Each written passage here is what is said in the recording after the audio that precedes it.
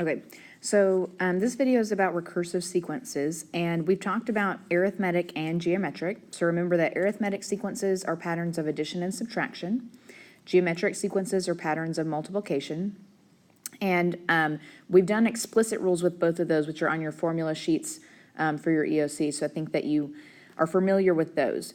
Recursive sequences can be used for arithmetic or geometric, but what recursive sequences allow you to do is to create rules for patterns of numbers that don't quite fall into arithmetic or geometric specifically.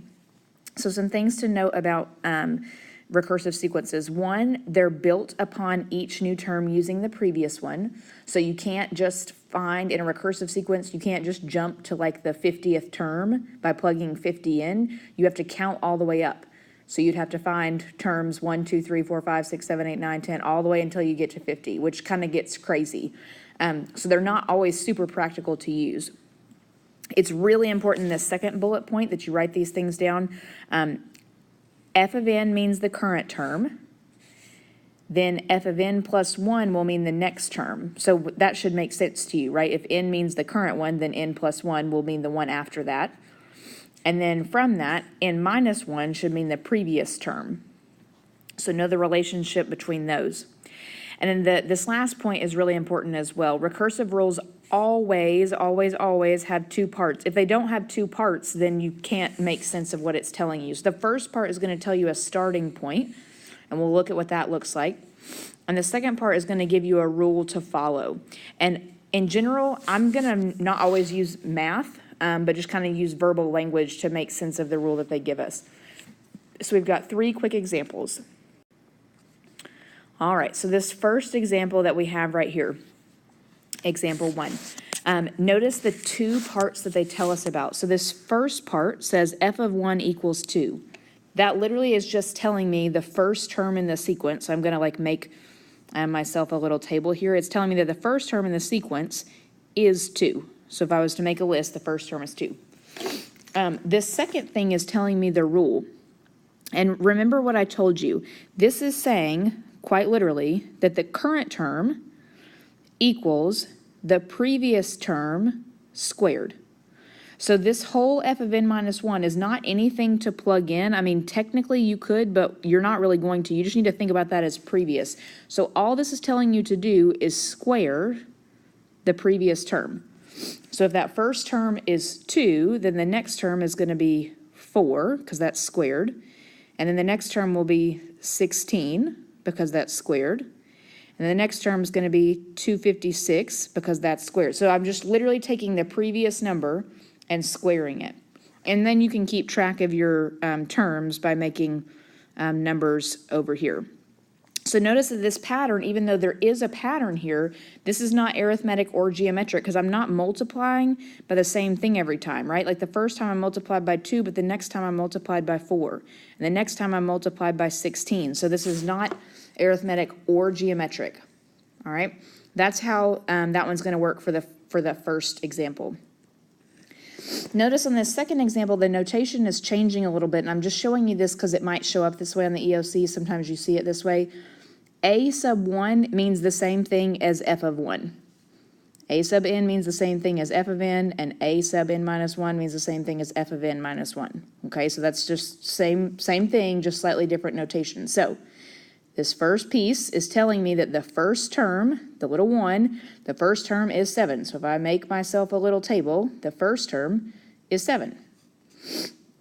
The second part is telling me the pattern. Now notice there are 2 things happening with that previous term there. So I'm going to try to circle the previous term if it'll let me. Okay. So notice there are 2 operations happening on that side.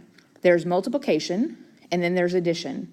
And we need to do them in the order that they apply. So this says to multiply, and to me it just makes sense to write it out in words. I've found that helps people kind of make more sense of what's happening. So we're going to multiply by -4, and then we're going to add 5. And that's our rule every single time. Okay? So I'm going to take my previous number, which is 7. I'm going to multiply that by -4. So 7 times -4 is -28. And then I'm going to add 5, which is going to give me Negative 28 plus 5 is going to give me negative 23. All right, that's my term. Now the next time I'm going to go back and do that rule again. So I'm going to multiply by negative 4. So I kind of wrote this funny, so I'm going to do negative 23. I'm going to multiply that by negative 4, and then I'm going to add 5. All right, when I multiply by negative 4, I got 92. So if I add 5, that's going to give me 97.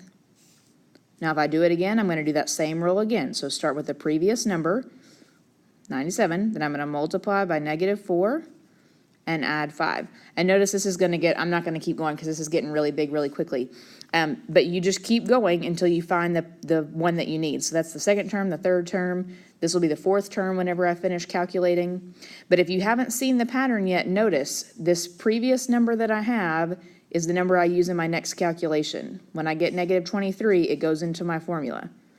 And my formula is just a pattern that I wrote out here in words. All right, last example. This one, I feel like it's impossible for me as your math teacher to talk to you about recursive sequences and not talk about the Fibonacci sequence.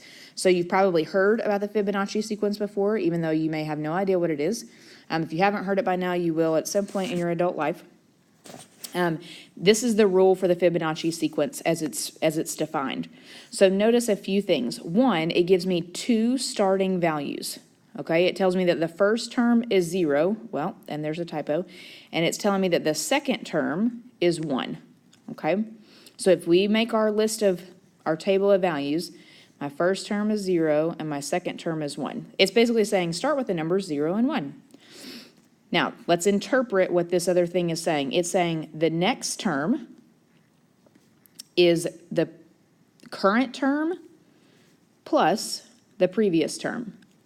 So I'm going to take the current term, this is my current term that I'm on, and I'm going to add the previous term.